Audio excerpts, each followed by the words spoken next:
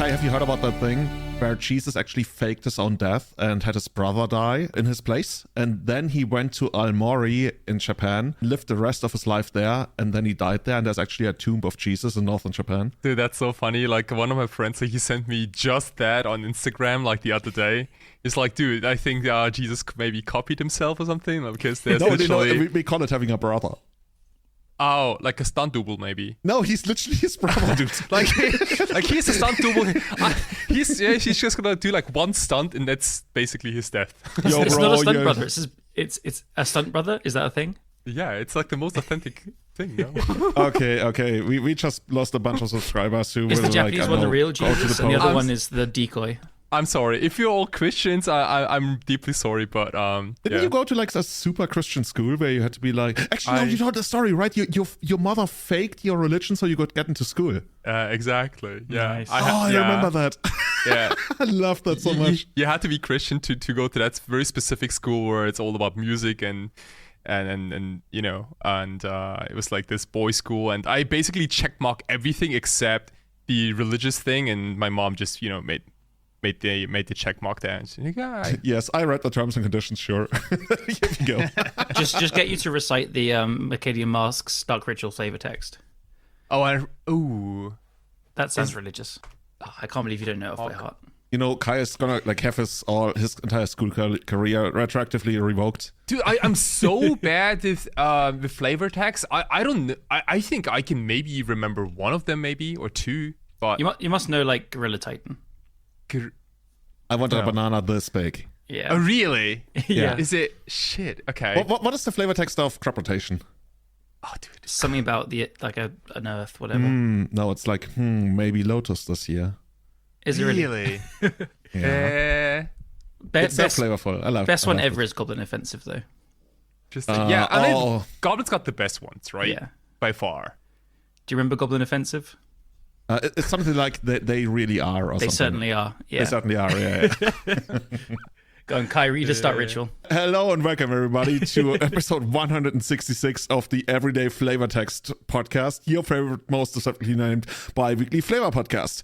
If you want to support the running of the show directly, you can support us on patreon.com/everydaychannel and also just like spread the word, as I am spreading the word that you can check this podcast out on YouTube as well. On the weekend, a couple of people talked to me and I mentioned that, and they were like, oh, I had no idea. And like, yeah, how would you? Like, I created the thing and then I never mentioned it to anybody. It's like, hey. Not even me, I didn't know. Yeah. You guys literally don't know that like all of our episodes are uploaded to YouTube. Like even the entire back catalog, except for like the 7 secret lost episodes. I didn't know. I can't believe that you guys don't know. Like this is so much work. Well, you didn't tell us. Yeah, see, I didn't even tell my co-host. Like, I'm a very Julian's bad been producer. keeping this secret Everyday Eternal podcast. Yeah, you know, channel. I wanted to be like underground, under the radar, right? The kind of club you go to until you hear somebody talk about it, and you're like, oh yeah, this is kind of cool. And you play like loads of these really sick broken brews on there, and well, yeah, like Blue Black Mill, right? Yeah. Like Blue Black Mill, like we had like 3 twos in a row and a 4-1 or something. I'm the. It's gotten to the point where really, like, when I go to like these small tournaments, people kind of know me for being the mill guy, which is so funny to me. I mean, Painter is mill as well. You have successfully upgraded from the elves guy to the mill guy. But I started out as the enchantress guy, then I became the maverick guy, and of course I had this elves period in my life. And I guess I never really was the painter guy, right? But I guess I'm the mill guy now. I really want to be the surgical extraction guy. Congratulations. Thank you so much, guys. Guys, what have you been up to, actually, especially in the mountains? We want to hear who won the skiing race. For those who don't know, Kai, Callum, and a bunch of other legacy players, they went to Italian Alps and they skied it out, and they skied it out hard. So It was pretty sick. I'm going to, hands up, admit that we were pretty close. I think Kai was a bit better. No, I was like a coward in the mountains. I'm so annoyed though, because we had 2 days to be clear, and we did like kind of half days and stuff. But the following week, I went to this French Alps and had another week skiing, and I just absolutely got my ski legs there. And it's the best skiing I've ever done by far. I was going really fast and stuff, so I wish I could just have showed off to you there instead and beaten you. But yeah, but it was like at the same time it was like so foggy, cloudy, and we didn't have any clear vision. Like, you know, imagine if you can only see like maybe 3-5 meters in front of you, and then it's like pure white. You don't even see where the ground is. You don't see the sky, really nothing. Even the guys around you. It was tough. The way up the mountain was literally, you couldn't see the front kind of like cable car in front of you. It was so heavy. But as soon as you got to like a certain bit, you had to go down a bit where you had to go very slowly and be careful. And then you go across into another part of the mountain, and it was lovely. You go through this big tree range, and it was absolutely beautiful. Pretty much, yeah. So it was such a sick holiday. So sick. So shout out to Matteo for having us. What an absolute legend. 100%. Is that Matteo Blasi? Yep. Oh, the nimblest mongoose. The nimblest mongoose Dude, in the world. It was like the sickest trip because the idea of this trip happened like a month ago in France, where I met those guys in at the event, MTG1. like MTG1's event, exactly. And we talked a little bit about like skiing here and there, and then Matteo mentioned that he had this house in the mountains, and that's how it all started. And I didn't expect this thing to basically, you know, happen after a couple of weeks, but it just happened so that it fit perfectly into this 1 week before the Four Seasons Bologna, and we thought maybe we want to do like the skiing trip and then bridge the week between that and the Four Seasons by just like hanging out at Matteo's place. Everyone does whatever they're up to, and we play a whole bunch of Magic and have a good time, and it was crazy cool. I can press that repeat button anytime. Really, how many guys were you in that ski hut?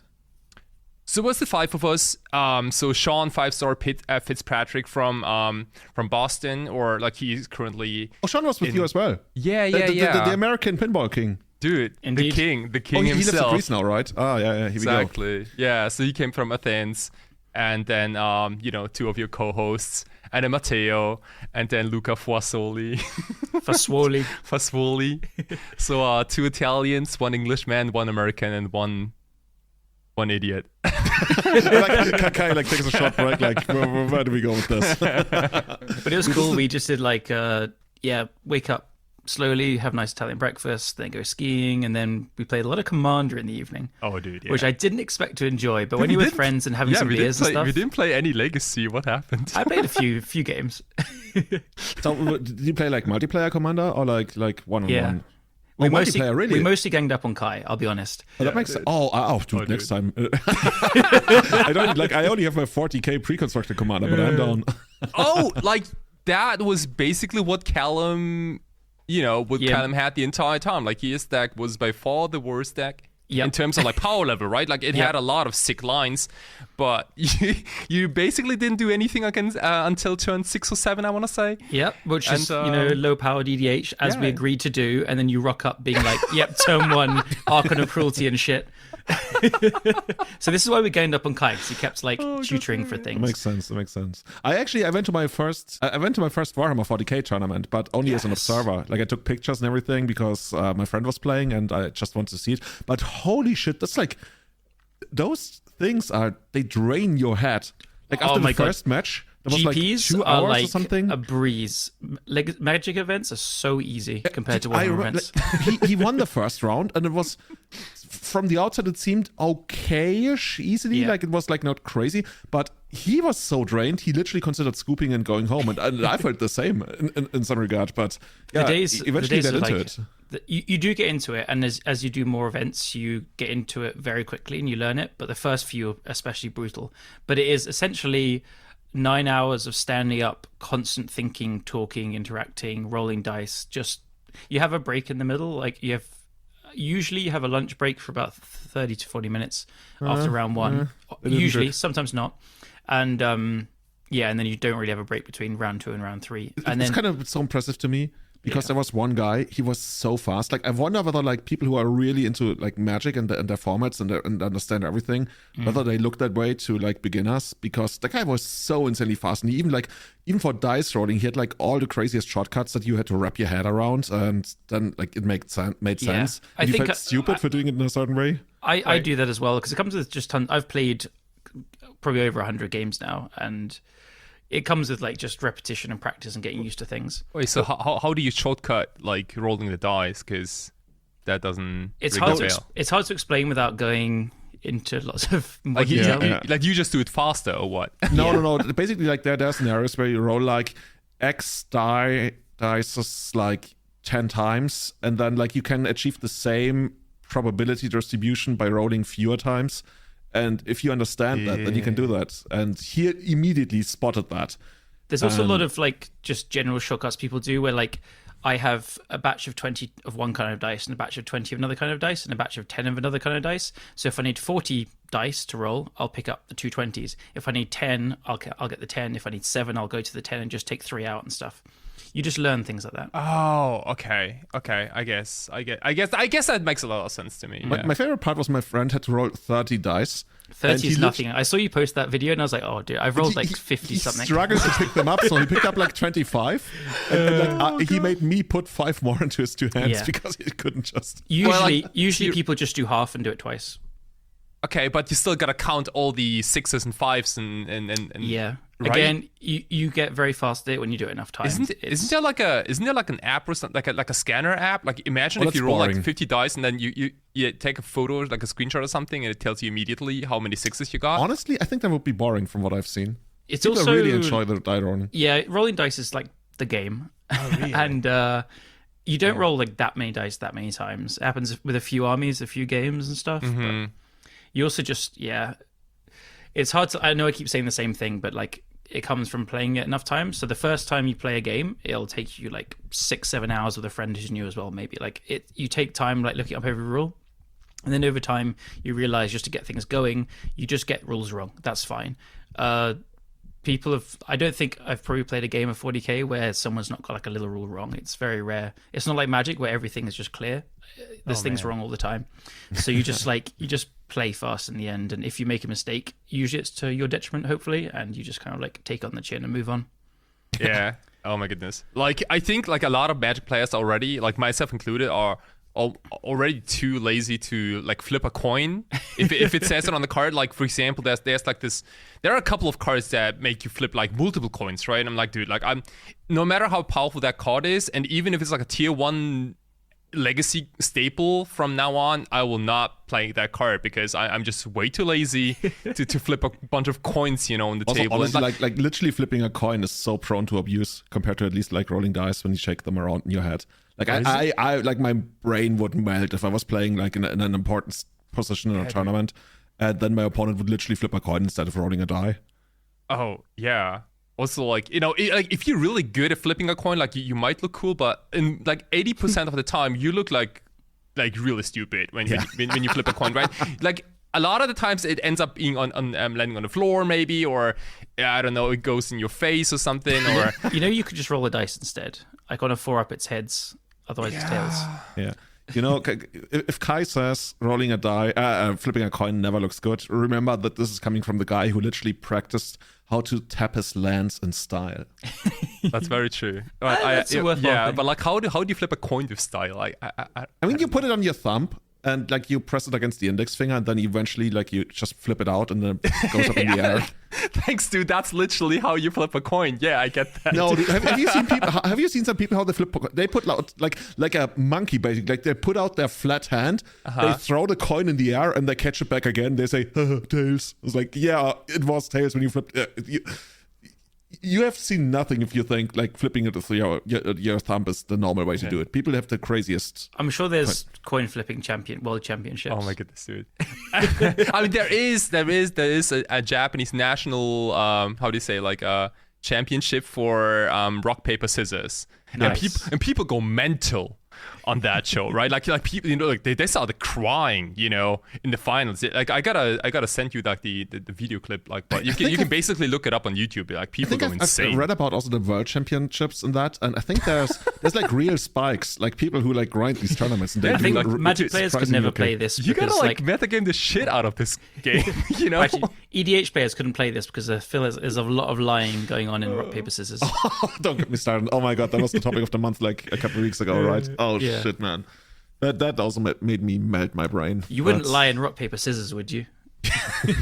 What are you gonna do next, Rock? Oh, dude, you always get me. Jeez, dude, he scissors always again. has the Rock. How could it be? Yeah, dude, like Rock is tier 1 now this month. Dude, we should really do that. Like the rock paper scissors podcast for 1st of April or something. We go into the meta game and stuff. We analyze the most recent tournament results. Seriously. But I think rock needs a little bit like of a bump. Like it needs and scissors needs a buff. It's just like not cutting it. Oh god, it's not cutting it. No pun intended. That's good. Okay, okay. Well, like honest question, guys. Like imagine if you're in a Magic tournament and instead of die roll, your opponent asks you to do rock paper scissors. Is that something you'd be okay, or it depends on the tournament? Like in casual, local, regional tournaments, yeah. You wouldn't even flip a coin, yeah. yeah, I wouldn't even flip a coin. That's true. I literally would not flip a coin. I would not agree to flipping a coin when we can roll a die and do odds even. I see. Okay. Unless it's a really cool coin. I don't know. Okay. Anyway, Callum, you did some... Actually, you didn't do any coin flipping on the weekend, right? But you played an event. Yes, I'm going to shout out LLM. People probably know LLMs by now. We've talked about it a lot. But we ran one yesterday. Legacy Monthly. Yeah, London Legacy Monthly. But we do it every other month now. So it's LLBM, London Legacy Bi-Monthly, technically. Anyway, we had 39 players yesterday, which is pretty cool. Good amount. Like, I only have a cap of 42 because of the space. So it's always good to get about 40 players. And I wanted to shout it out because I feel like I should shout them out every time. And I kind of forget each time. And then we had a few cool decks in the top 8 as well. So we had, in 8th place, we had Jamie Hardy with Death and Taxes, a very regular, like, mono-white old school list with Cataclysms and stuff. Cataclysms in the sideboard, I guess. Yeah. Okay. And I want to especially say, like, I give Jamie so much shit for playing Death and Taxes. So I should shout out for when he does well as well. So fair play. Would you say you give Jamie Hardy a hardy time? I definitely do. This is so bad, man. Yeah. we remove this in the edit. Kai, I think we need to go to the Serum Visions podcast. Absolutely, yeah. As long as it's not the Dahlia podcast. God, no. 7th, we have Yaka with the Rescaminator, just blue-black. 6th, we have Gavin Thacker with the Rakdos Cauldrons. So it's like the welders and engineers and stuff, but without painter. 5th, we had myself with red-green painter. So the green's been fun. I've got like Ignoble Hierarchs, 4 Morlocks, Breakout. Do you guys know what Breakout does? Breakout is basically the what's the best analogy? Like basically you look at the top 5 cards or something, you 6 cards and you put a creature with converted mana cost. Is it 2 or less onto the battlefield? So you can put any creature into your hand, and if it's got mana cost 2 or less, you can put it into play with haste. Oh, sweet. Oh, haste as well. Oh, yeah. Okay. So it's pretty cool with the goblins. If it didn't have haste, it wouldn't be like. Yeah. So the green is like trying this out. I don't think it's the best way to play the deck, but there's some good upsides to this build. It's quite fun. And so being 2 mana, I was like, right, I'm going to try Morlock because you can find it off that, and you can put it into your hand if you don't want just a 2/2. And then Morlock has been absolutely insane, and now the reason to play green, and Breakout's been so we'll see. Then to the top 4, we have Ren on like pretty much straight red painter. She hadn't touched the deck in like months, and then just like played it, and she plays it really well, so that was great. 3rd, we have Kieran with Cephalo Breakfast, pretty standard stuff. We had one of the funniest games I think I've ever played in round 1, where we both kept fucking up and making mistakes every turn. We both played it so badly, and we were just like laughing because it was a great time. So I love you, Kieran. And then top 2, we had they split because it was getting like pretty late. So David Inglis with Esper Rescaminator, so it's like splashing white for swords and Triumph and Serenity, I think. And then the main spice, I think, is Enrico playing Bant Stifle Knot. This has been popped up with Medvedev playing it in a few challenges and doing well recently, and I think a prelim, and then it's popped up a few other times. Basically, it's got the new Doorkeeper Thrall, and obviously Stifles and Dress Downs. Then it has Uros and Dreadnoughts as the threats. But I think it's a medical because all these stopping ETBs and stuff stops the Griefs and the Bowmasters and any Thassa's Oracle decks, obviously, and then like the Furies and Engineers from the kind of painter style decks. It's just like a really cool metagame call. So really what do you guys think of this? This is insane. I feel like Stifle Knot has always been sort of like a tier 2.5-ish deck. Especially with Dress Down, but I think the Doorkeeper Thrall is basically like it's kind of like the completion, right? Like they have enough pieces to really hold this like Stifle Knot theme together. I think they have enough pieces to also disrupt opponents. Like Dress Down is a disruptive spell, and so is Stifle, but they're only like situational, and like they also they only have value for one single turn, right? But the Doorkeeper Thrall it's kind of an annoying creature, seriously. Like the stats are not overwhelming. It's No. like a 1-2 flying, I think. 1-2 or 1-3, can't quite Yeah, remember. but like the what's it called? Torpor up effect is just it has undeniably flash good. as well. Yeah. It's just so they've printed so bloody many of these creatures. There must be like 20 different white 2-drops that do this. But this is like finally just push enough to be kind of an inclusion and be pretty cool. Yeah. I think in many games you can go like end of turn, play Doorkeeper Thrall, and then untap and play 4 Dreadnoughts. 4 Dreadnoughts. Yeah. Not 1, not 2, not 3, 4. Or another one of these effects so it doesn't get like killed in response Yeah. to a Dreadnought and stuff. But And this is like the tricky part, right? Like about this deck is because a lot of the times I feel like you're supposed to counter the Dreadnought itself, but what happens in many games is that opponent goes end of turn dress down, and I have a Force of Will, and it's like, yeah, I'm gonna counter the Dreadnought, and then he plays 2 Dreadnoughts. Yep. I've had that happen a lot of times as well. Every single time. So maybe you're supposed to counter It's the law. the dress downs. The deck is also pretty hard to read, like early game. So if they just go like Bantlands, like Tundra, Trop, and end of turn dress down, and you're like, okay, maybe it's just like mid range cycling it, or is actually a big part of their plan. And actually, this is another reason why the flash on Doorkeeper Thrall is so good, because you can leave up dress down and stifle, and it plays dazes and stuff like that. Yep. And Enrico won the semis to get to the final by he played 1 and 2 Loams as well. So it's got Stifle, Daze, Wasteland, and Loam as this completely different angle. And so if the Cephalid Breakfast matchup was already probably the best, the worst thing for breakfast with all these all these things. Kieran got game 2 off him, which was quite impressive. But then game 3, he had like a Doorkeeper Thrall in play and probably had like a couple of forces in hand and was just like wastelanding and stifle and dazing him to bits. It was just horrific. You really are selling me on the deck. Like whenever there's like a playable Bant deck available, I kind of want to play it, even though it's like slightly different from what I enjoy. It looked very powerful. In theory, it makes a ton of sense to me. I think the deck is very good, at least right now. Yeah. I've had a couple of people ask me about the deck, what I think about the deck, and I've only really played against it, I think, twice, and it looked decent, but I can't really say too much about it. But you guys are really making the case for it. Yeah, it's definitely like I played it through one league. It's definitely a lot of fun. I think something sorry to interrupt you there. That you always know what's coming when the first thing somebody says about a deck is it's a lot of fun. So they went 2-3. Do you like this girl? Do you like this guy? Oh, he's funny. Okay, that's never good, I guess.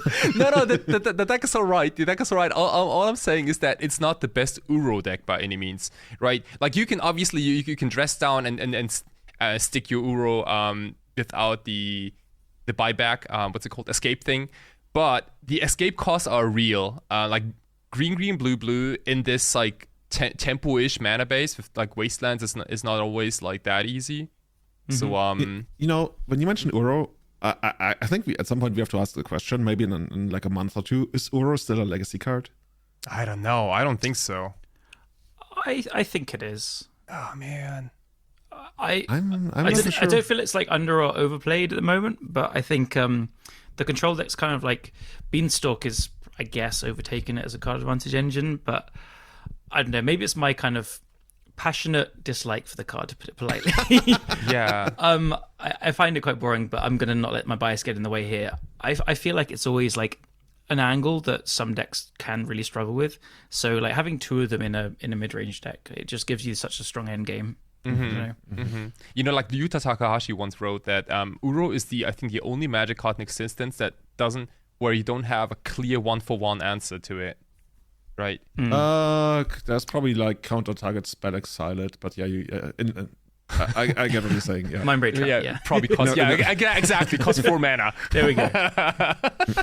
There's like 3 mana counter spell exile, but that's not really the point, is it? Right. I not mean, really like a stable card. One. Exactly. Yeah. Exactly. Yeah. Okay, so you help me out. At which location in London are you again? If people want to like come and play, there's even like some people like they message us, hey, I'm in London or this and this tournament, or rather for like being a tourist. We get a ton from the Midlands, which is really cool. People do travel, like they drive a few hours for it, which is awesome. So we're near Euston basically. It's in this place called the Escape Bar, which is it's by Camden, in between Camden and Euston, so pretty central north. Yeah, I know Camden. Yeah, so cool. you can watch Camden in 10 minutes from there. Awesome. Dude, I played my first paper tournament ever since Eternal Weekend in December, and even like one of my, I think I've played like 1 online or 2 2 challenges in the entire year thus far. I don't So really you count won, the right? middle ones. I wish I had one. No, but you know what I played? I played Painter, but I played Painter with 4 copies of Soul Cauldron, Agatha's Soul Cauldron. I've never played a list with that card, but I knew that Callum is a big fan of it, and I saw it doing well. So I was like, fuck it. It's like Saturday night. I gotta put together a deck for tomorrow. Let's just do this. And I had so much fun. And now I realize I'm leading out with, I had fun. No, the deck also was really good. Yeah. The deck was really, really good. Like the Soul Cauldron, holy shit. Like I removed the White Splash just to make room for some stuff. And it's a pretty straightforward list. It's basically what you can find on Magic Online everywhere and MTG Top 8. I guess I can still link it if people like it. And I had so much fun with Soul Cauldron. The card is, like, it does so many tiny things because somebody, it's funny. Somebody asked me, is the card worth it? And I'm like, it's so hard to tell. There's like, it does 4 different things and they all contribute about almost like equally to the value of the card. So It's I can't really say what it interesting. does. It's hard to like work out. So I was playing tons of different versions of Cauldron decks like as soon as I could, and I still don't really know how good they were. It's just they were fun. Let's say that. I'm trying to get away from fun. I'm trying to get more into like a good as well. No, but so I guess what I actually didn't realize, because the first list I looked at, they had Phyrexian Devourer in the top right of the deck list, and I didn't even notice that there. But I'm still not 100% sold on the combo. And for those who don't know, by the way, Phyrexian Devourer is the card that every 5 years we come together and make it a combo card in Legacy and then goes away again. It's a 6 mana 1/1. Whenever its power is like 7 or greater, you have to sacrifice it. And it has an activated ability for 0 mana. You can exile the top card of your library and put X +1/+1 counters on it, I believe, equal to the converted mana cost. So the way it was intended is that you can gamble and try to grow it.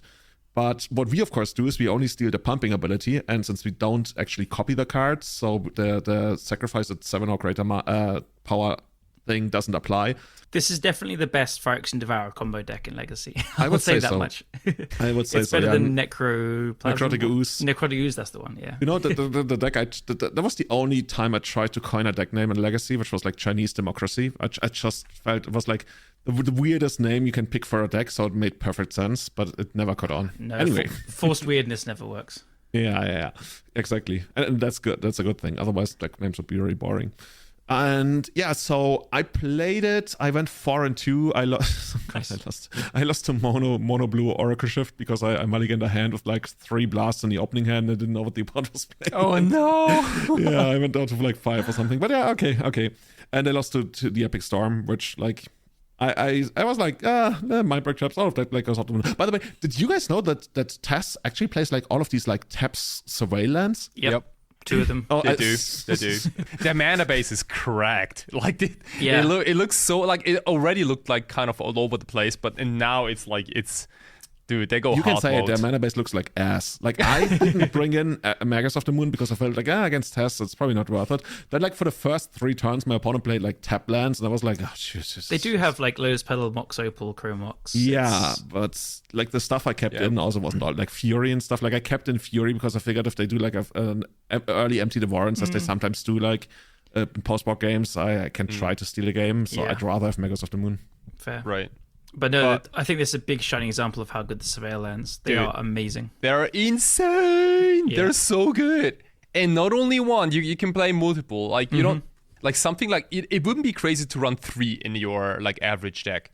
Like, maybe, you know what? Like, what I like so much about the Surveillance is that they reward you for being patient, right? Like everyone can run out their Haymaker cards like as soon as turn 1 or turn 2 already. But like, if you get rewarded for not cracking your fetch lands immediately, for like sitting back, making your land trespass in a turn, I think that's something I can really appreciate about like games in general, I think. And that's also like the reason why I'm kind of pro Orcish Bowmaster, by the way, because I think Orcish Bowmaster also slows down the game a little bit, and I'm pro everything that slows down games. Yeah, Legacy can use a lot of slowing down. Which way you achieve that's like always up for debate. Like, for example, Mental Misstep slowed down the game as well, and people hated it. But I get the point. Yeah, I also very much agree. It should right now it's in a spot where we are all pretty happy to slow it down. Says the guy who just played a deck that can kill on turn 2. Exactly. No, it's actually kind of funny. Like I won one game because my opponent didn't realize that Phyrexian Devourer can actually kill itself. So I attacked, opponent didn't block, Phyrexian Devourer killed itself, and then I copied it, or I rather stole the activated ability with Soul Cauldron onto my, I don't know, engineer. And the opponent just like randomly died from 19 life. Oh, wow. Oh, wow. I mean, these are the kind of mistakes that people are going to make for the first couple of weeks of it being a thing, and then it goes away pretty much. It's... Oh, man. I think, pretty soon people will know like that main combo, but it's incredibly hard to play around because eventually all of your creatures are the Abyss, and it's just like... Oh, that's true. Like, once you attack with like 3 creatures... I mean, you kind of commit at some point to 1 creature, but you don't really have to, I guess. This is why I really like the black version with Orcish Bowmasters, because the army has a +1/+1 counter already as well. So, yeah, you can do some cool stuff. Of course, on top of that, you also get to control the graveyard, which basically entirely stole the game against Grixis Diver. Like, I got down the turn 1 Soul Cauldron. Like, eventually they will get their Murktide because you can't really prevent it in the long run, but you can delay it by an insane amount, and it's also really good against DRC, and I mean, you also play Blast and stuff. So I felt like I was never even close to losing in that matchup. Nice. Yeah. And you want to hear about my favorite match? No, not really. No, go on, sorry. Okay, we're going to skip the burn match. That was a joke. No, we're going to skip the burn match. Like, my opponent was actually, by the way, really nice. It turns out we don't skip the burn match. He had like a red playmat with like lightning bolts and everything on it. He had red sleeves. He had red dice, and I think he was wearing a red hat. Like, everything was red about him, which usually tells you, like, this guy is not playing burn. Then he goes turn 1, chain lightning your face. Of course, dude. The burn guys wear it on their sleeves. It's, for some reason, it's always the elf players that try and trick you. I don't know why, but I've had like 2 or 3 try and like, oops, I dropped my Marital Age token on the table. Oh, really? Yeah. Look at all these stickers I brought. It has happened for years, but I think I've caught like 2 or 3 doing that, and I never believe it. I just don't. I always go into the blind because I think it's very easy to try and trick someone. But burn players, I believe. It's kind of similar, right? Like 15 years ago when you saw Wooded Foothills Pass, you guys know what deck that was. Oh, right? dude, you're getting stifled. Stifled, 100%. 100%. So in my last round, I played against Greenlight Depth. And you know what I ended up doing? I used my Goblin Engineer as a Knight of the Reliquary, and now you guys tell me how that works. Oh, how did you use it as a knight? Because it ended up making 1 more mana, which actually made quite a difference. How do you get a plains or a forest? It's a pretty standard list. It's nothing crazy that you wouldn't know. Is there anything that can copy lands in your deck? No. That's right. Because like Painter also doesn't work, right? It makes your lands green, but yeah. And, like, does that count, Judge? Sacrifice a green land. A green land. No, but the opponent played Yavimaya. Ah, okay. Okay, so he did all the work. That's then. sick. All right.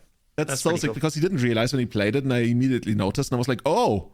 It's like, oh my god, all of a sudden, like, all of my lines are like, I Wait, can so you can just them. sacrifice a mountain and get a saga? Yeah, I mean, I could have done that, but like basically gave me one more mana on the combo turn that I needed for protection, and that felt really good. That is felt super really cool. Good. Maybe we should play Yavimaya and Painter. And a knight, yeah. No, that was so much fun. I'm definitely like I hadn't played a lot of Legacy this year thus far. I will play more again just because I have Soul Cauldron. By the way, can we talk about the price? The card is €40 a piece. Yeah, I don't have them in paper still, and I'm patiently waiting for them to go down, and they haven't yet. So are they gonna be banned somewhere or something? No, so I don't. I mean, aren't they insane in Modern? Like, people tell me that, like in Yawgmoth, for example. It's in Scales in Yawgmoth. It's like 3 in Yawgmoth and 3 or 4 in Scales. But I don't. And then I think a lot of EDH decks play it, but I don't really know. But it doesn't feel like it should be €40, so I don't know. Yeah, hopefully it's gonna get a reprint, but you're absolutely right. Like this card screams Commander. Also, like it's cheap. You know, a lot of the decks use like little graveyard shenanigans here and there. So easy to abuse. Yeah, and then like there's just so many creatures with activated abilities. I guess you just do that. Yeah. Oh, by the way, I was like another favorite moment of mine from the top. I'm not going to name names because I don't want to like shame people here. But so there was like a kind of like a Delver mirror, if I remember correctly. And post-board, one of the Delver players surgicaled that basically dazed the other player's Delver on the first turn and then surgicaled that Delver, which is already like... Get him. Yeah. And then, I mean, I see the idea. I don't agree with it, but... Please tell me it's supposed to be only one Delver. No, I was actually thinking about it at the moment because, there's this like school of thought where you take out your Delvers on the draw, like if you're scared of Bowmaster. No, but he had all 4. But my favorite thing about that was he had a second surgical and he ended up surgicaling his own Delvers. It's like, this is a no Delver zone. What? I don't get I that. thought you were going to say that he surgicaled like the DRCs and then the Bowmasters and the Murktides. No, that would be too good. No, I mean, in the end, it kind of made sense because he knew about the top cards and he was like in a tight spot and he needed to get rid of the top card. That's I guess thought like basically he used it like a thought score, right? Yeah. But to me, the irony is just like because we always talk about surgical extraction, like we take out your surgical your Delvers, and I also don't play any Delvers. Oh, nice. Fair game. Okay, cool. There's a Shuffle fun target player's library. All right. There's a fun new soundbite for surgical. So do you know the mechanics of the new set coming out?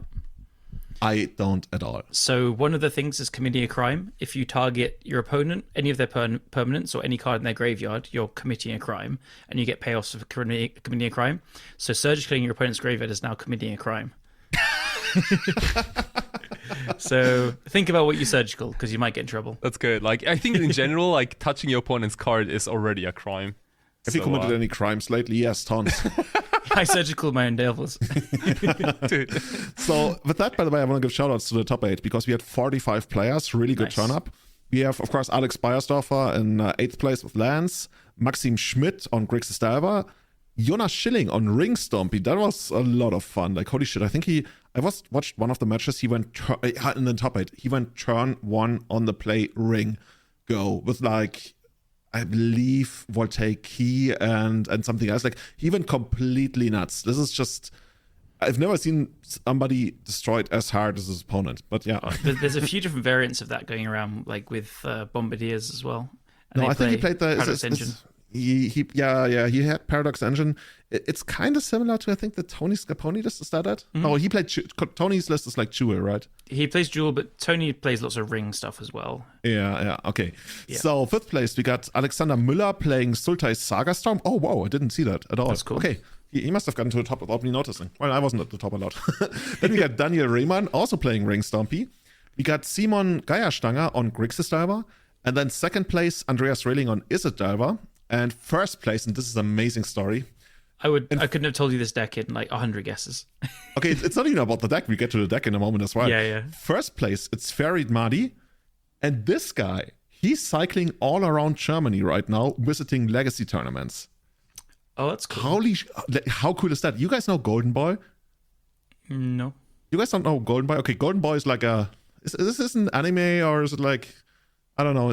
I remember watching it in the 90s on German TV. Like it's basically a guy cycling around, I guess Japan in that case, and having a lot of sex, which is like close enough. Instead, this guy is playing Legacy, and I'm surprised you guys don't know Golden Boy. Anyway, okay, a lot of jokes I wanted to make don't work now.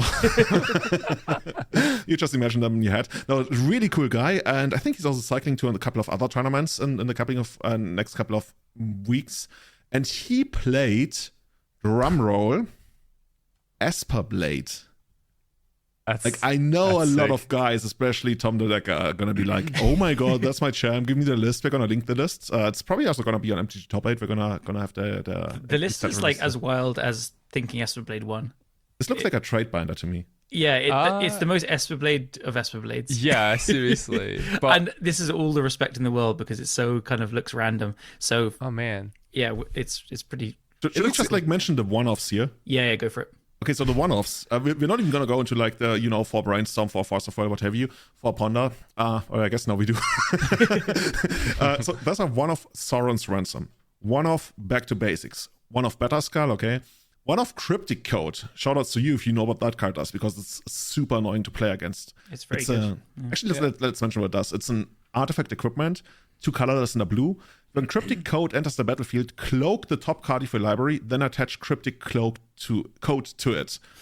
I guess that makes it a 2/2. Yeah, that's basically Manifest, right? With Ward 2. Okay. Equipped creature gets +1/+0 and can't be blocked. And for 2 mana, you can return this thing to your hand. So colorless and a blue. This is so annoying, so hard to get rid of. Like in control mirrors, if they ever come around, like something, but this deck against something else, this card is probably going to be more annoying than a Better Skull, I would think. Yeah, it's seen some play in Modern, like kind of dropped off, and it's been played a bit in Standard, I think. And people have like messed with the idea of it in Legacy as well. It's kind of on the fringes, but it's pretty good. Oh, yeah, it definitely does see a lot of play in Standard. I think like Ward, I think like especially recently, Wizards have been printing more and more cards with the mechanic Ward, I think. I'm just happy if Hexproof is gone. Yeah.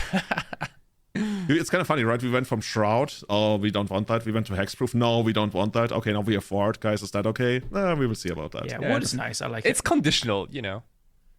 Yeah. Like Hexproof is like absolute. You call, there's like nothing you can do about Hexproof, right?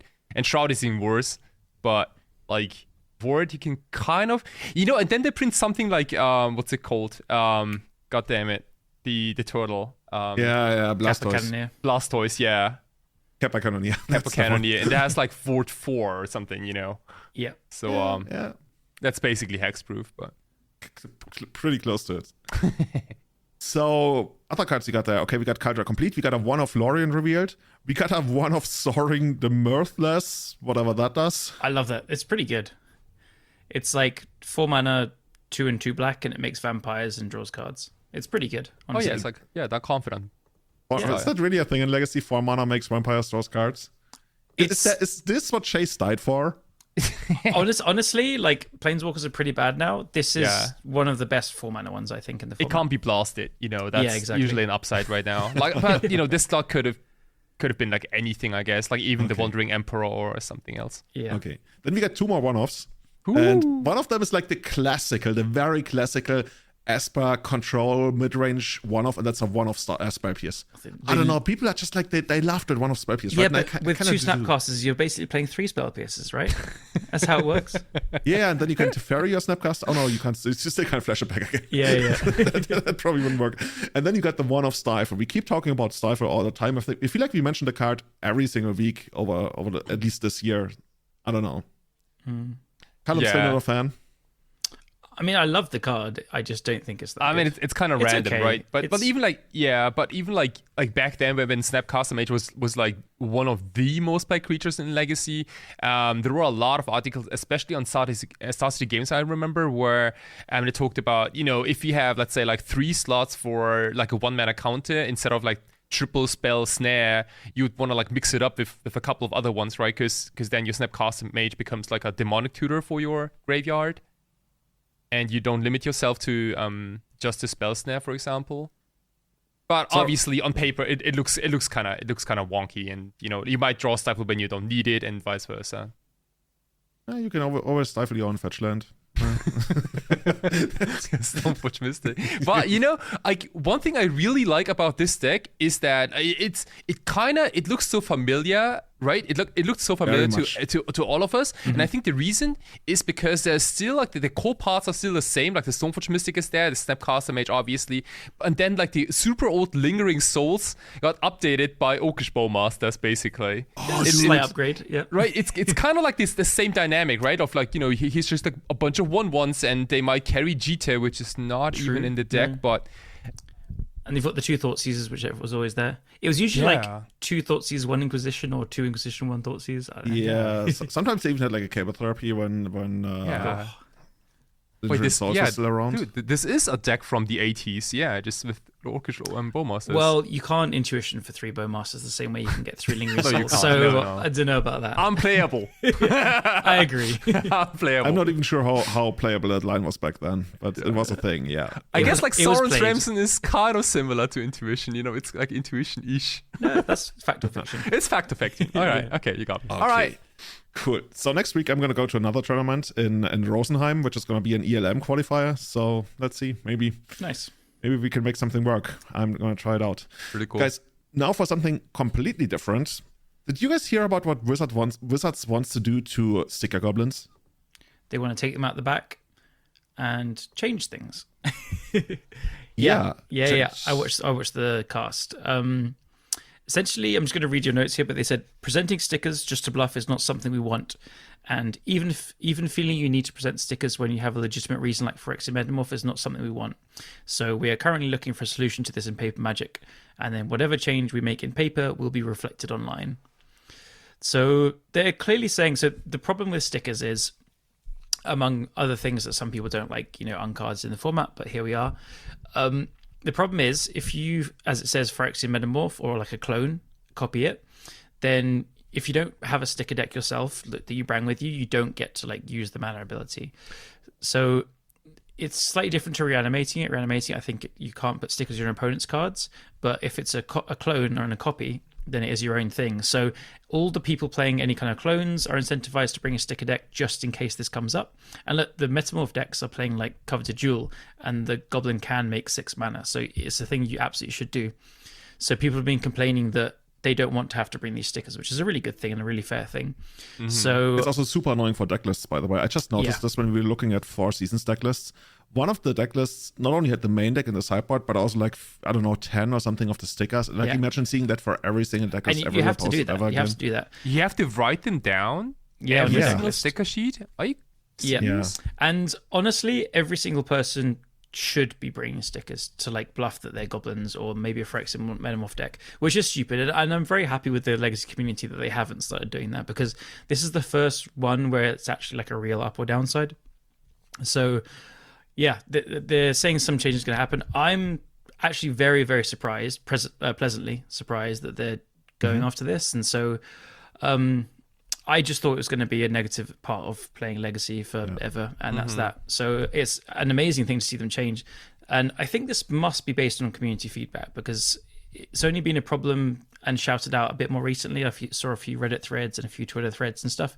So they're clearly looking at what people are saying, and they've identified it probably off the back of that. And like, actually, you know what? This is a bit of a negative experience to play Legacy. Yeah. So my guess is they're going to just say, like, if you don't need to bring a sticker deck, but when you play a card with a sticker thing, that's when you get your 10 stickers out or something. Maybe? What do you guys think? So what I think, but I only thought about this like for like a half an hour on the way home from work today, and I think the closest thing I can imagine that kind of fixes this without taking away too much is that they're just going to standardize the stickers in the same way that, let's say, the Undercity is standardized. The Undercity is always the same, and I would say this is just like the stickers are always going to be the same. No matter whether you bring them or not, you always get to choose from these 10 stickers. Although the problem is every single then game you still have to shuffle 3. them. Okay. They gotta do away with that stupid pre-game procedure. I think it's like when you play your first card that needs stickers, you maybe get 10 standardized ones, and then you choose those 3. Then I don't know. I haven't really thought it through. I'm just I guess the problem with that is that when you play the creature, or like we always talk about Mind Goblin, right? Yeah. Or Sticker Goblin or whatever.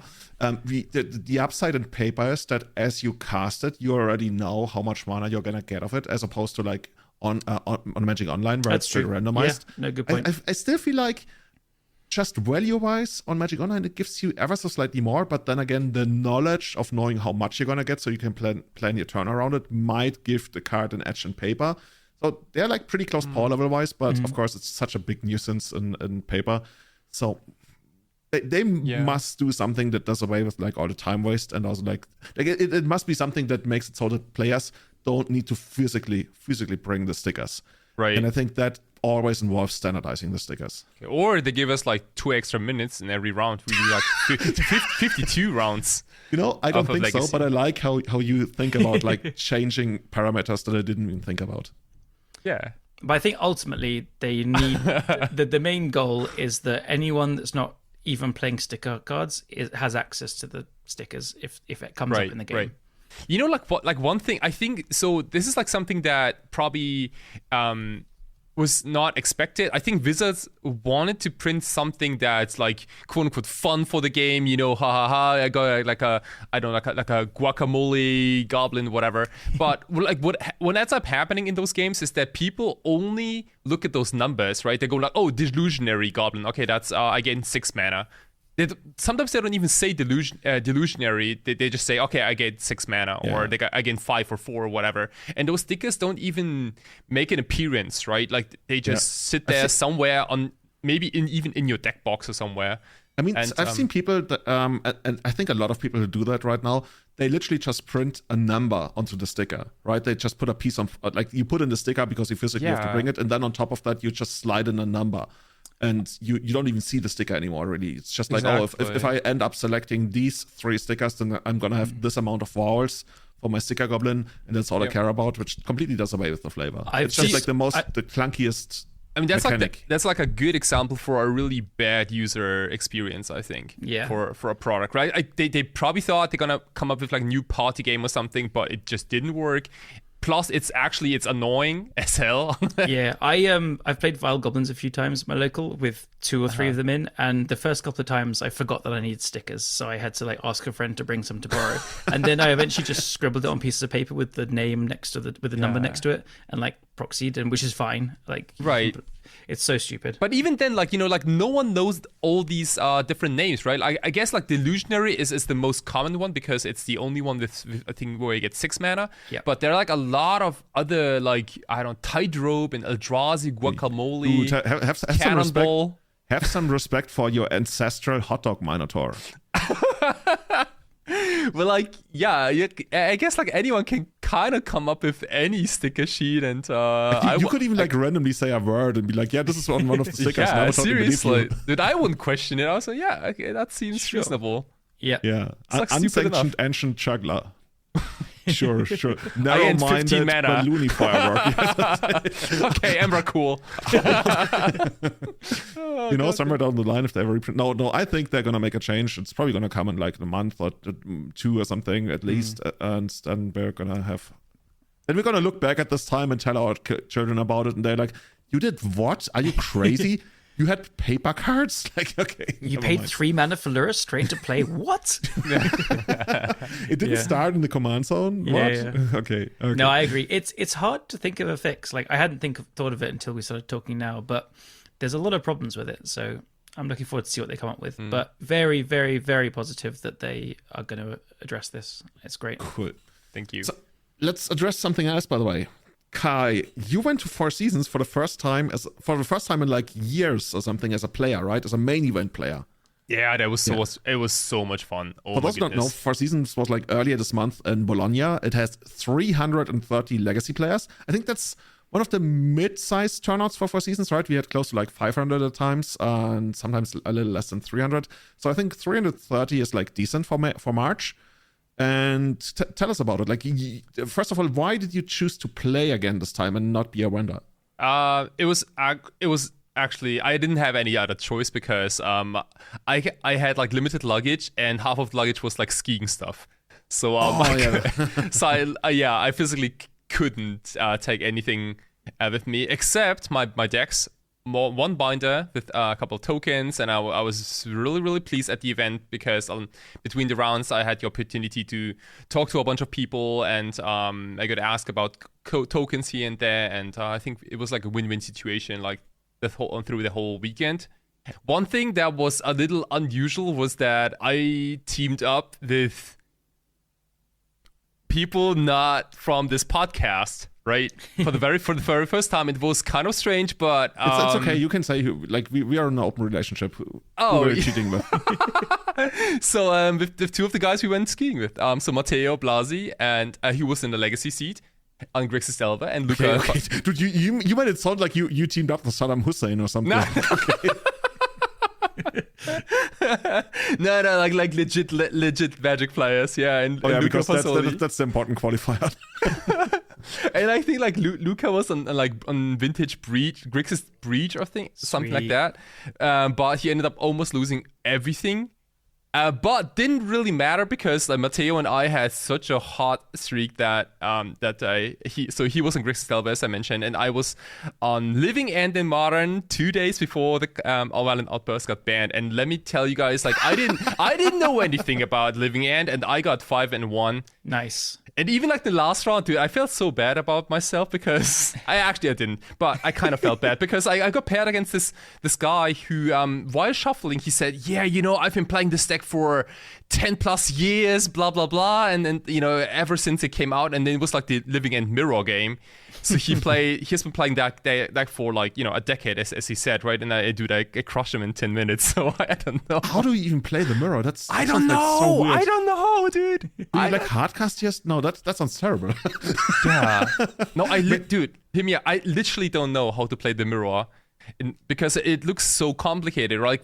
Like you can't go all in on your combo because then your opponent's gonna do their Living End and then everything is like reverse and have creatures. I guess does it come down to like endurance is good and then subtlety counts endurance? Yeah, endurance is gas. 100%. And I just try to like not overcommit basically, just do like small living ends basically, and have force negation subtlety up the whole time.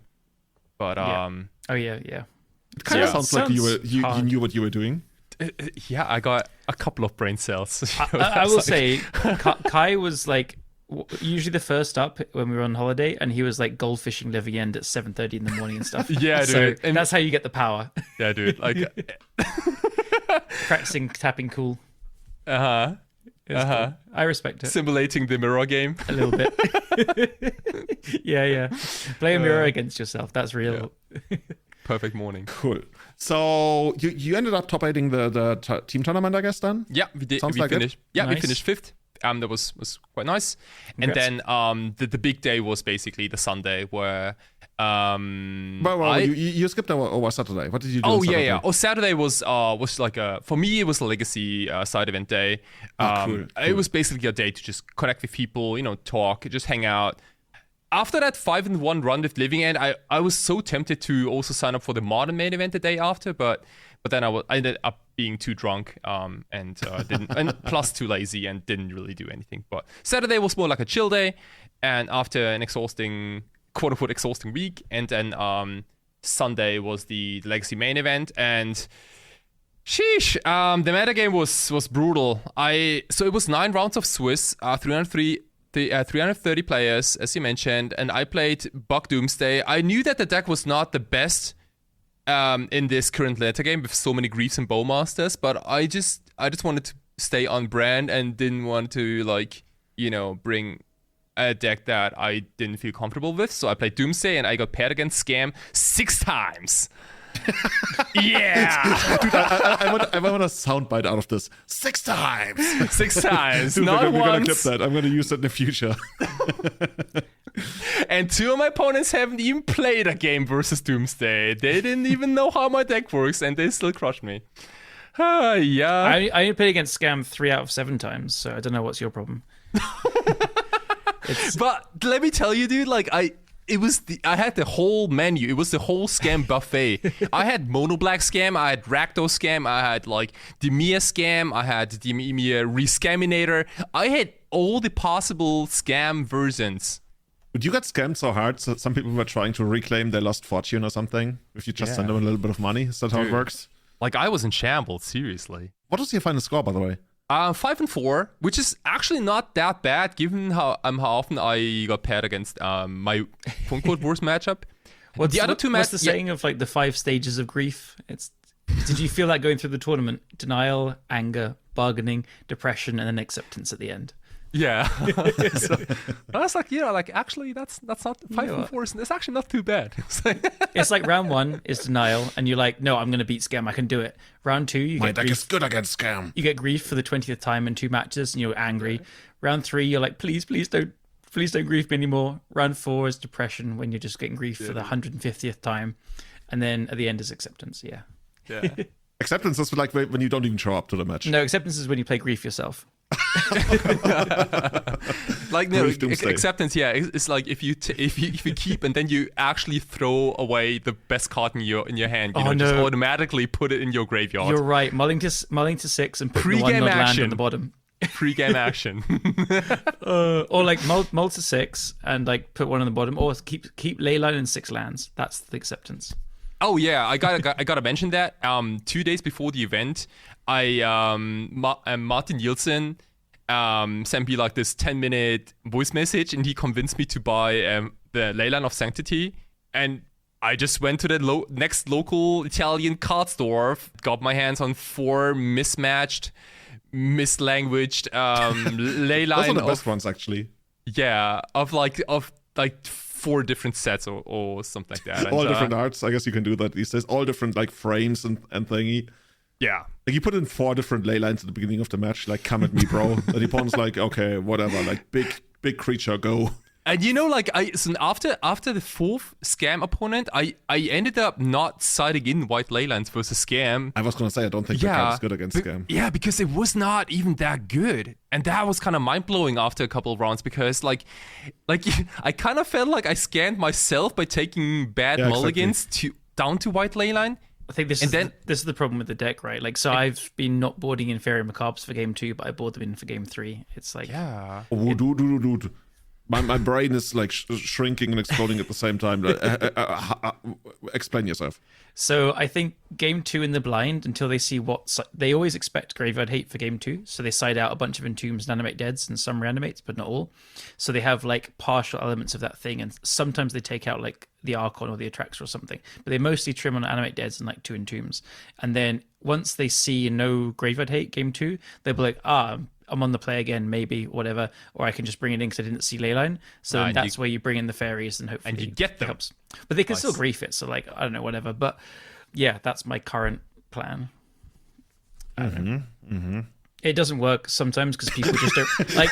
Well, this is my big problem with the deck is it's a guessing game. It's a shit show. You don't know if they're doing that. You're guessing and you're trying to look at their things in paper, their cards, but you don't really know. Some people have different sideboard plans as well. Sometimes they just completely disrespect you. Sometimes game 3 they don't bring the stuff back in. It's frustrating to guess. I've one complete different story I wanted to tell you guys about Sunday, because this is like something strange happened in the 4th round, and maybe it sounds familiar to you guys, but maybe some of the listeners. So like I got paired against my only combo opponent, Nicodemo Sasso from Milano, and he was that like lovely dude. he has like a really like strange group of people like who are all super funny, and like it was kind of funny even without talking too much because the English was kind of limited.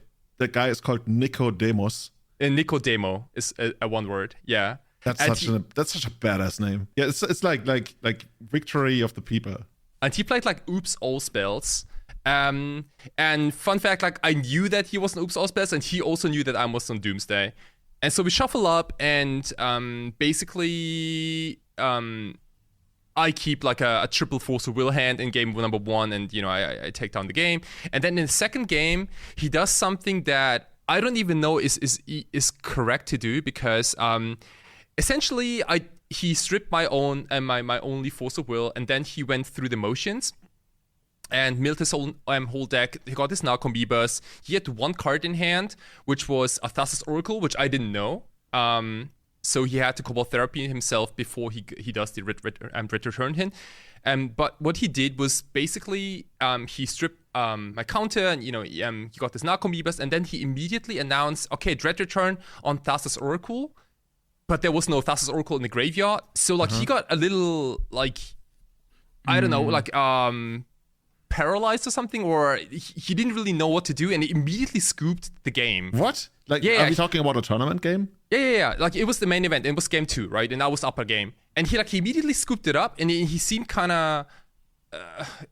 Did it feel like iffy? Like he was trying to like... Yeah, like, basically he said, oh, dude, I was like way too nervous, and I screwed it up. There's no Thassas, but I already announced Dread Return, and he packed it up. He already shuffled his entire deck back in his deck box, right?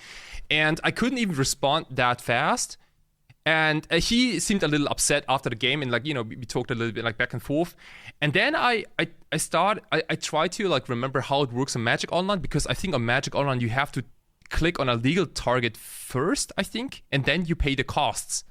Right? Yeah. But if there is, but if you notice that there's not the target you want, then you can you don't. The spell is not on the stack already. I'm still not fully following, because on paper, like if you say Dread Return Thassa's Oracle and there is no Thassa's Oracle, like nothing happens. Like he might get a warning probably, but that's it. Like, right. Like, it's not like the Dread Return goes away. Yeah. But like, but he didn't play a lot of, like, he's not a Magic Online player, right? Yeah, and I think I think that he thought that he basically played the spell, but since there's no Thassa's Oracle in the graveyard, the spell fizzles or something. I don't even know. But this is just like a really good example for maybe like a like something that's kind of unintuitive maybe to a lot of players. Another lesson to learn here is like, I think this is quite a natural reaction to like, he's just quickly realized he's screwed up. It doesn't, I mean, you were there, you'll know better than me. It doesn't sound like he's trying to do anything dodgy, but he's screwed up. He's just lost one game in his head. And then the natural reaction is just to get flustered and frustrated and just want to like get away from the situation. So in these situations, it's probably just worth calling a judge because you don't know the outcome. Definitely. Even if he had done like an infraction where he would lose the game, get the judge to tell you. There's no harm in that. Yeah. So yeah, but I mean, you were there, so I don't even have any kind of idea what really happened. But to me, like very quickly packing things, and that just feels like fishy. As in, like I'm gonna say Dread Return, Thassa's Oracle, and then I'm gonna look at the other guy and see whether he concedes for a couple of seconds, and if he doesn't, then I'm gonna pack it in so he can call a charge on me. I mean, I'm already like the LSV Burning Wish for Tendrils that's not there kind of thing. Or whatever it was. Yeah, but that's kind of legalish because you still have to show the tendrils and then like you find something else instead or nothing. But because Burning Wish doesn't target, of course. But I I'd mention it at least to a judge. But yeah, I mean, you were there. Like if you are actually convinced that it was just like an honest mistake, I guess you still should call a judge. But I mean, it's okay. All right, nothing against you, Nico. We had good games. You're cool. Cool. Cool. But yeah, cool. I just wanted to mention this because again, like, it doesn't happen very often, but when it does, then you might raise like an eyebrow maybe. That reminds me of my opponent in 2015 at Ueno Geddon. I played against the Dredge guy, and I find it so annoying when Dredge players are like that's the one thing where I will be a huge pain in the ass when Dredge players are like very sloppy about everything, especially since like also like for some Dredge decks graveyard order matters and stuff, and they just like have this big pile of cards that they're like, like a dealer in Vegas, like pile shuffling their graveyard. It's just like, dude, this is driving me crazy, and you can't even tell what is the board and everything. So the guy goes, he literally takes Dread Return, puts it on the table, and says, Dread Return. Like, yeah, that's Dread Return. And I'm waiting for him to like announce targets, sacrifice creatures, put bridge triggers on the stack. And he looks at me, Dread Return. Oh, he's like, yes, Dread Return. He's a storyteller. He puts the hands up in the air like, what's going to happen? I'm like, I don't know.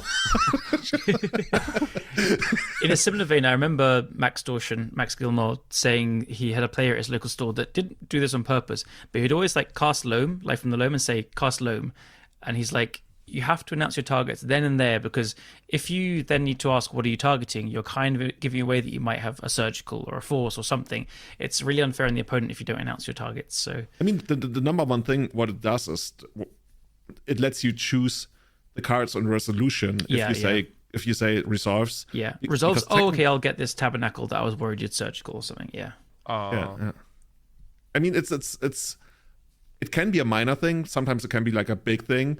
And I think a lot of players are not aware of it, but it just so you can like establish proper gameplay as a normal thing. You know what I'm saying? I guess. Yeah. I think you're right. A lot of people don't grasp the difference there, and it can be game winning. So it's You know what you should do? You should be like, okay, resolves, you take nothing. My turn.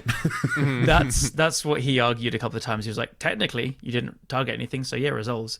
And I think I remember him asking me, and I said, "No, you probably shouldn't do that." I don't think it would actually be ruled like that, even though I wish it was kinda. But I don't think it would.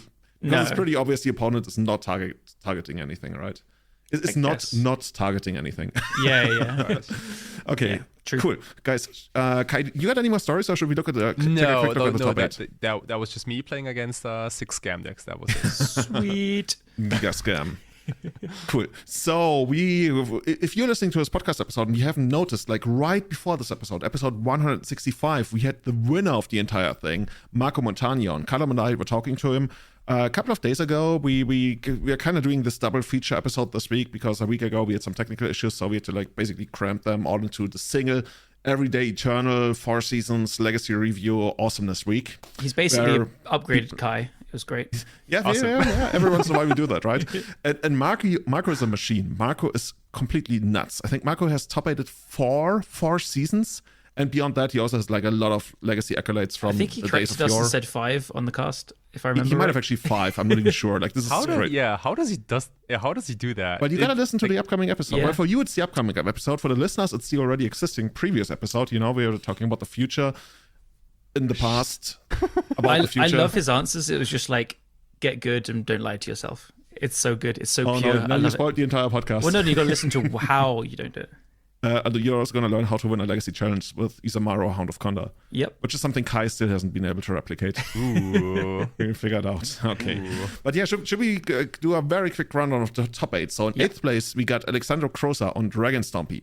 We got in 7th place, Dalibor Sego from... oh, dude, I'm so bad. Dalibor, I'm so sorry. You're from Slovakia, I believe. Sounds right. I think he won 4 seasons before against Mark Vogt in the finals on Food Chain. And also, like, he kicked me out of an MKM top 8 in Frankfurt. Like, Dalibor is like a force in Europe. He's really good. I recognize him everywhere. He played Blue-Black Rescaminator, just like Manuel Drudy did. Also very famous player. Isn't Manuel Drudy known for playing... Look, mostly Delver. He's easy money marksman online. Yeah. But now he's in the scamming life. He's also scamming people. Yeah. Okay. Then in... dude, I'm so bad at counting. This is 5th place. We got Enrico Bucchi on Black-Green Depth. Usually, like, people playing Green-White Depth, which would be 4th place Samuel Sahorek. So shout out to Samuel, especially because he's been on a tear. Samuel won the first ELM with Initiative, and now Samuel, he top 8'd 4 seasons here. He top 8'd the Showcase Challenge with Reunite Depths, and he top 8'd another event he played like the weekend before this. Like, I can't remember exactly now. Sorry, Samuel, but Congrats. he top 8'd like the 3 events he played in a row. So yeah, he's an absolute name to watch. Obviously, winning the first ELM as well. So he's a machine. So you guys got a lot of machine players in the UK. It's kind of No, he's not from the UK. I think he's Slovakian as well. Maybe? Didn't he win the LLM or something? ELM. Oh, EL. European Legacy Masters. I know him, of course. Then. Yeah. In my head, I was like, wait, he played an LLM. Where is he? Okay, yeah, he's an absolute machine. We got tons of amazing players in Europe there. Then in 3rd place, we got Giacomo Lancini on Rock Tempo. 2nd place, runner-up. Now Anonymous Wolf is blocking the thing. Okay, here we are. 2nd place is Dario Moreno, Goblin Stompy. Dude, the deck is so good. Stickers. And then the winner of this all, the one person who probably was the favorite to win, which is kind of crazy to say for a 330-player tournament. The Italian Stallion. Marco Montani, the Italian stallion, on Grix Sestava, which, by the way, he didn't really like all that much. At least the 2 stifles in there. I guess Grix Sestava he liked, but he really didn't like stifles. And I guess you got to listen to the other episode to find out why he still played it. He had some amazing thoughts on it. He's like, I like or don't like it. And yeah, it's really worth a listen. Not just shilling for our own podcast. It is really interesting. Cool. So... is there anything to take away from this, guys? I think this is a pretty diverse top 8. Is there anything we don't see? Like, usually in Italy, we see tons of control decks, right? This is control, like 4-color, 5-color country. There's the 4-color control decks, so I'm kind of a little bit surprised there's not one Beans deck at least. But I think people have worked out that the blue-black decks do generally beat Beans, and Delver is still up there, and Beans is just a bit slow against both of these decks. So I think my picks for the best decks against the blue-black decks is lands-based things. So I've played a couple of leagues of black-green depths online recently, and it's felt really strong. So it's cool to see Enrico top 4, top 5, top 8 with it. Green-white depths is probably like the one people are accepting as the best one, but I think like turbo black-green depths is pretty damn good at the moment. They play 2 or 3 Brazen Borrowers, but you can beat it. It's no problem with Not This World and stuff. So yeah, that's my not surprised to see it, but it's cool to see it come through. Okay. Mm-hmm. You know what I just noticed, Callum? 13th place. Oh, good. I'm gonna try to have a crack at French. Clément Pinot. Okay. And he played Painter, and he's got Pip-Boy 3000. Yeah. Help me out. Is that card ever going to come to Magic Online, and is it worth it? It's not going to come to Magic Online, and I can't remember exactly what it does.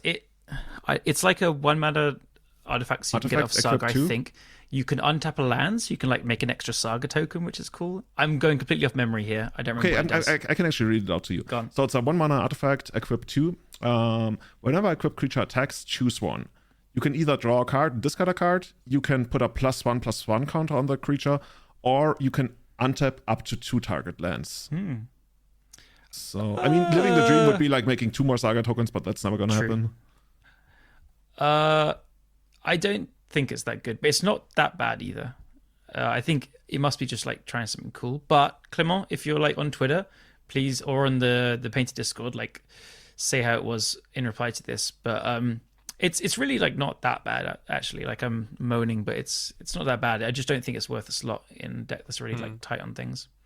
Yeah, I'm just excited to see something from. Well, am I that excited to see something from Fallout? Because if it's not going to come to Magic Online, No, well, you know what is really good from Fallout? Lumbering Megasloth is really, really good. Oh, that's the big. Yeah. I saw somebody talk about that, and people were like, "Oh, this could actually be a thing in Legacy." Yeah, so it costs 1 colorless mana less for each counter on opponents you control, and it's like it's either 6 green or 8 green. I think it's 6. Oh, it's like this gigantic creature, right? Yeah, there's like an 8/8 trample. Yeah, it costs 10 colorless and 2 green, Okay. and it costs 1 less for each creature for each counter among players and permanents.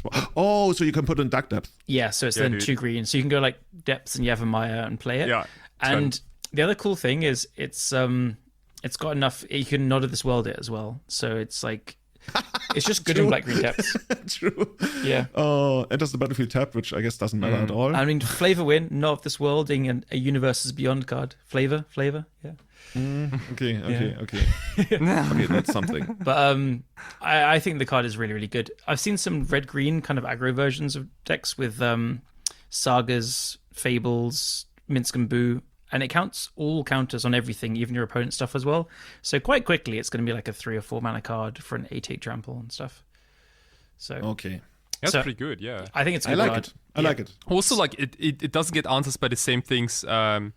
Dark Depths, right? Like They both get swords, but yeah. Yeah, you can sort it, but like you can't just play your Wasteland and hope that it will win you the game, right? It's true. It's very true, and it's just like threat overload as well. Like if you swords it, that's a sword's not for the Merit Age. So I almost feel guilty. You know what? I just had the sentiment that I almost like it that some of these cards are not on Magic Online. Please don't crucify me. Oh my god, this feels so bad. Oh, you're getting crucified. Yeah, like if I had to choose, I'd still put them on Magic Online. But it's just like the idea of going to a paper tournament and like running into stuff that I don't run into all the fucking time kind of reminds me of like what it used to be. I think like it's a decade romantic ago. for like a little bit, and That's then true. I got really frustrated with Defiler not being online, and it made me stop playing. So I think the idea is much I think nicer you got a than point, the reality. Yeah. So we'll see. I'm just having a look at this Dark Depths deck. It's got like 4 Thoughtseize, 2 Inquisition, so it's got like the thing, 2 Legacies, quick reflexes. But I like the it's got Mox Diamonds and 2 Sylvan Libraries, so it's kind of middle, like It's not turbo depth, right? it's turbo-ish depths. What makes it turbo? This one? I like the really turbo one with like 4 Lotus Petal, 4 Spirit Guide. Yeah, this one doesn't have that one, right? No. The only acceleration test is the Mox Diamond, which I Yeah. guess doesn't really count to me. What's amazing in this deck is Echoing Deeps in any of the depths things. Oh, that's so good. Yeah. Echoing Deeps is incredible. It gives you like 2 Bajuka Bogs or 2 Sajiri Steps without having to play 2 of them. Yeah. Really Reclaimer and that card is just Yeah. best super friends. Best friends. Good. I got to I had such a silly play the other day. I was playing a league with the turbo one, and I was playing against lands, and I'd mulled to 4, so I was like really short on cards. And then they played out a Wasteland, and I was like, crap. And in response to, and then I was like, oh no, they loamed a Wasteland, sorry. So in response to that, I got to Elvish Reclaimer for a Echoing Deeps and copy their flags, Stones of Trokir. So I was like, even if you Wasteland me, I can go and get something. But I completely forgot it was going to get a Plains, so I had no Plains in my deck. So eventually, they didn't go after it, so they must have forgot as well. But it's a fun interaction because you can copy your opponent's lands as well. Anyway, so I was sitting there twiddling my thumbs, looking stupid. You know what I just realized? It's kind of funny when you take a moment and step back. This is the only deck that plays Abrupt Decay in the entire top 16. Like Abrupt Decay, probably one of the most played cards in Legacy a couple of years ago, like basically format defining. Now it's like, it's gone now. Like, yeah. Yeah, it doesn't hit everything, right? Like it's kind of sad that a lot of the creatures, especially from the Rescaminator decks, they just cannot be decayed. Yeah. I mean, Grief, Murktide, Troll. Yeah, or like, there's the same for what's it called, Prismatic Ending, right? Like that card is just not really good right now because like Grief costs 4 mana, Trovkasa Doom costs, I don't even know, like 1,000 mana. Yeah. And then like obviously Atraxa, and like we're not gonna talk about these cards, but like the Riskaminator deck doesn't play a single 1-drop. I don't think. Yeah, like some of the mono black ones play Stalactite Stalker, but you're right. Okay, yeah. They might. But Yeah, like, it all starts with like Bowmaster and maybe Doughty Voidwalker, and that's it. Yeah. The card is not even on my radar in the slightest. I played against Francis a week or two ago with me on Painter and him on like a bug slow Doomsday deck, and I like kind of played out the cards for a combo, and I had Painter and Blast, and I was like, okay, well I can just like blast something and then untap and win, and then he decayed it. I was like, wait, what? That's cheating. This is not a legacy card. This is not usual. Yeah. So it's just not in my thoughts at all. Maybe like something I've noticed in Standard is that like one of the best removal spells right now in Standard is Cut Down. And you also see it a lot in Vintage, in like Doomsday sideboards and in other decks. But Cut Down is not a card you see a lot in Legacy, I think. And instead, you it's like the Buck Beanstalk decks, for example. Like a lot of those decks still play like good old Fatal Push. Yeah. And I wonder why that is, because I think the reason is because of DRC mostly. Oh shit. I think that's my first instinct anyway. Francis in this game as well was playing 2 or 3 cut downs, because it does kill like the Grief Bowmasters and stuff like that, and they really care about Bowmasters. Right. But Push is just really good as well. Yeah, I think like they're probably like 90% the same card. Yeah, one of the like I guess Elvish Reclaimer is another one that Push hits, cut down doesn't. Shoot. Okay, obviously that's before. You all right. Okay. I think you already sold me on Fatal Push then. Yeah. Like what does cut down hit that Push doesn't? Because I think in Vintage the big reason for cut down is because against, or when Initiative was bigger, Archon of Emeria was like very, very big in the metagame, so it kills that without having to get like play a fetch land tapped and then get a wasteland and try and play another fetch land. Getting the revolt can be quite hard, whereas cut down just kills it. I love how Vintage like sometimes comes up with these like super random answers to problems it has. It's just like, yeah, this is a thing in Vintage, and this is like how we deal with the problem, and then maybe Legacy picks it up, right? Like in this case with like cut down. But a lot of times, like Vintage will have the weirdest answers to things that are like so specific. You need like tons of format knowledge to even understand what they're doing. Dude, they even played this fringe removal spell. It's black and a colorless for an instant. Destroy target white creature and then draw a card at the next upkeep. Yeah, it's cool. It's like Ren something. Yeah, like the name escaped me, but like it's such a specific card from like a super old set, like Mirage or something. Yeah, I think it's Mirage. Yeah. What does it do? It kills a creature. It kills a creature, but it has to be white. But it's kind of like the Pyroblast text, so you can target any creature, but it only gets destroyed if it's white. And then you draw a card at the next upkeep. And it's 1 in the black. And like, who came up with this card? You know, like we have. Oh, you mean like I just looked up like Soul Rend. Soul Rend, that's it. Soul Rend, yeah. Very target creature if it's white. Draw a card at the beginning of the next turn's upkeep. That's so random. I think it was Mogged who like. When he came up with the blue-black Lurus shell, or he started playing it and like winning every challenge, he was playing 3 in the sideboard. Anyone that plays Magic Online will know Mogged, who just wins everything. That's such a cool card. The flavor text: since I cannot stop death, I choose to stop life. Actually, that's pretty corny. It's a little bit, yeah. Yeah.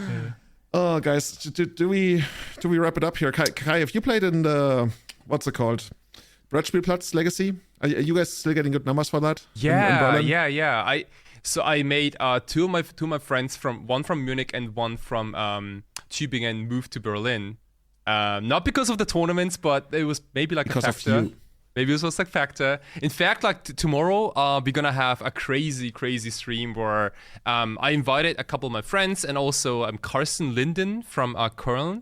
Dude, I love like you invite your friends and you specifically imply that Carsten is not one of your friends. Okay. No. Like, Carsten is one of my friends, but he's just not from Berlin. You know, like he comes like all the way from Köln. You could have just said I invited a bunch of people, including Carsten Linden. Yeah, I could have said that. Yeah. And we're gonna do like a legacy hangout. We meet up at 7 p.m. at my place, and then I cook dinner for everyone, like some Japanese food, and then you make me want to move to Berlin. then we spent the whole night playing Legacy in the studio, and I film it and I stream it, and I will probably be the commentator if needed. You know, we're gonna have drinks, we're gonna have food, we're gonna play some music. It's gonna be a good night.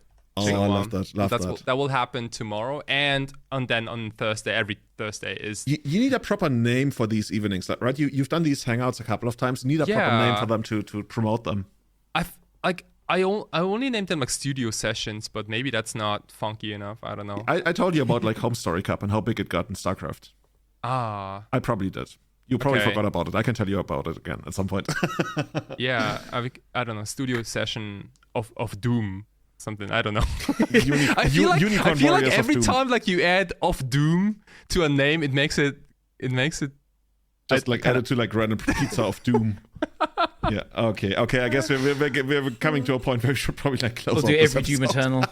Every Doom Eternal. If you want to support the running of every Doom Eternal, like you help us out big time if you tell your friends about it. If you watch this on YouTube, by the way, spread the gospel of the YouTube version of this podcast.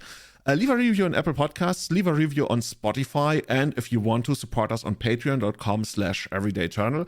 Just as many of our Patreons, especially our Eternal Witness tiers Patreons, Kane, Colin Garassi, Alex Crow, Tim Everett, Testacular, Salvatore of MTG Chicago, Sebastian Hollager, Guillaume, Sean Dewey, Francis Cowper, Cassandra Davis, Dylan Shoemaker, Retro Shara, Tom Zischka, Benedikt Gruber, and Severin Schwarzhuber. And our top tier Soul Rand supporters, Scott Monroe, Evan Lazar, Tom Happ, Ian Seyfried, and Colin Ascapi. Thank you so much, everybody. And see you all tomorrow at the studio session in Kai's studio. Yay! Bye-bye. Ciao.